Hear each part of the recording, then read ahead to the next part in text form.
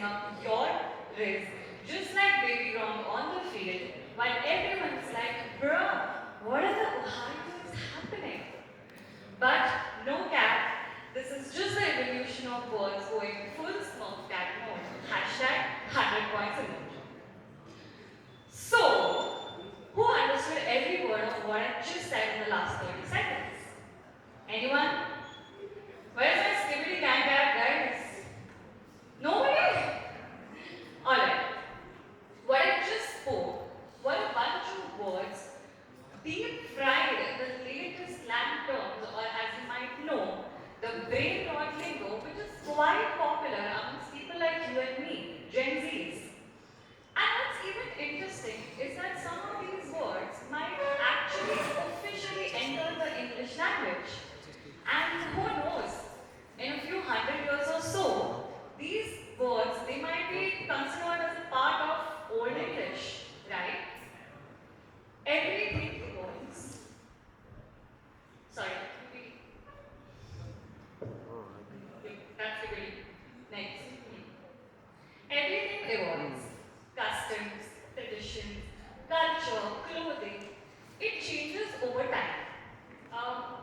What was perfectly normal almost a few hundred centuries ago might be unthinkable today. And what's completely acceptable today would have been taboo. Similarly, languages also evolve. Slangs, they creep into dialects. Dialect fuses with languages. Languages, they form creoles, they mix with other languages, and then they form new languages. There are so many ways that this happens. Languages are constantly reshaping and shifting. Hi, I am Sakshi Baid, a North Indian, learning and teaching Kannada via my Instagram page. And today we are going to talk about, well, languages. Next slide.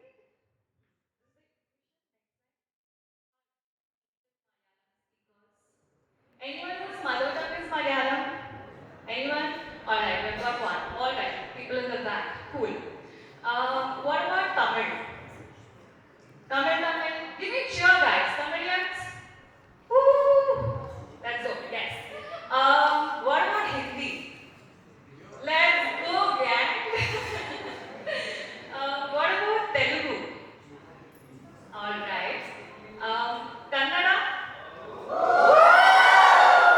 Great, great. Do they have any native English speakers here? Well, looks like I got rid of most of them in 1947.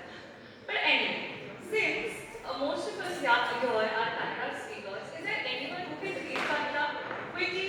Okay, can you volunteer, because I cannot read Kannada and I need your help to read something. Come on, quickly. I just have like 80 minutes, man. Next slide. Alright. Can you zoom in? Quickly. Hello, what's your name? Sorry? Trisha. So Trisha is with me and she can read Kannada. Let's look at something very interesting. And this is Kannada history, guys, okay? This is the first ever inscription recorded in Kannada. It is in Kadamba Kannada, and that's why we cannot read it. Next. Brother. Bro, you're losing aura points. What are you doing? Let's go. Yes.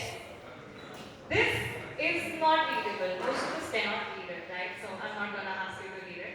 But there is a transliterated version of this thing in the modern day Kannada. That is in the next slide.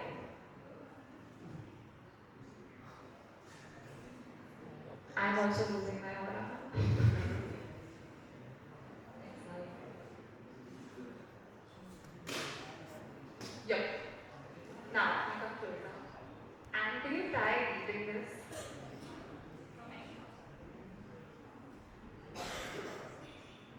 ಊರು ಹಲ್ಮಿಡಿ ತಾಲೂಕು ಬೇಲೂರು ಜಿಲ್ಲೆ ಹಾಸನ ರಾಜಮನೆತನ ಬನವಾಸಿ ಕದಂಬ ರಾಜ ಕಾಕುಸ್ತವರ್ಮ ಕಾಲ ಕ್ರಿಸ್ತಶಕ ಸುಮಾರು 450.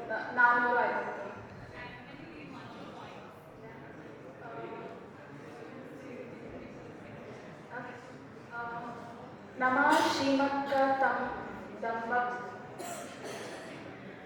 Nama Shrimaka Damba sorry. Uh, So, this is little difficult to read, but then in the next slide, my aura guy. Come on, yes.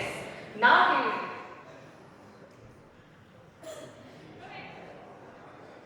ಲಕ್ಷ್ಮಿಯಿಂದ ಕೂಡಿದ ಅಚ್ಯುತನು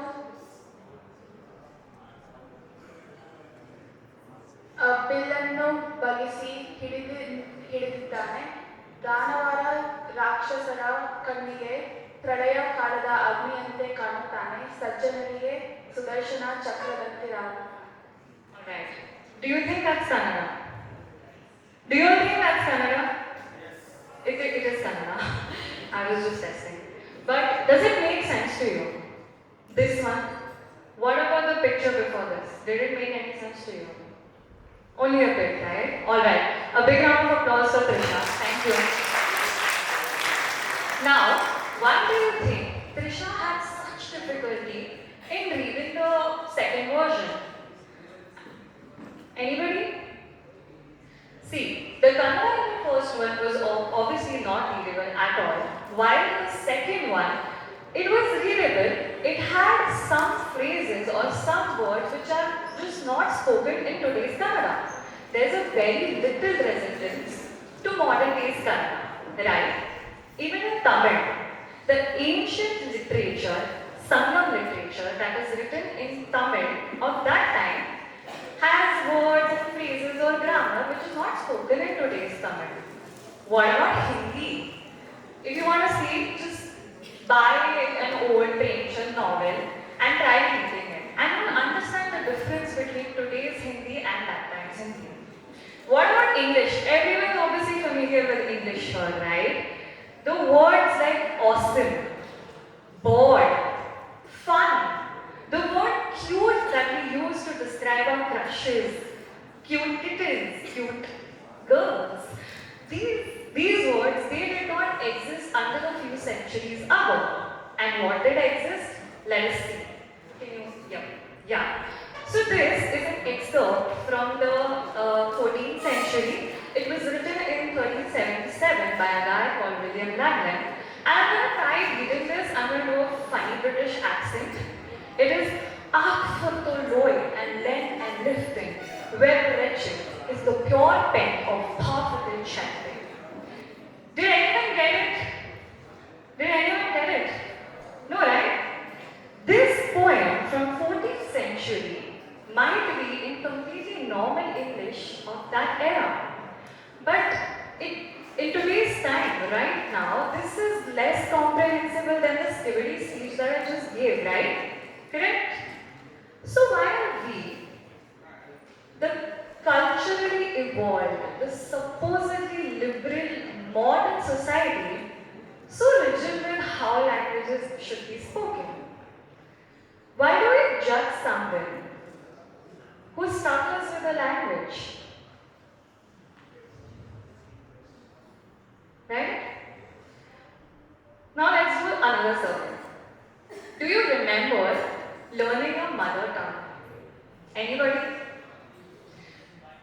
Even if you remember, do you think it was taught to you grammatically? No, right? Was it Shakespearean enough for you? No, right? But it was taught with love.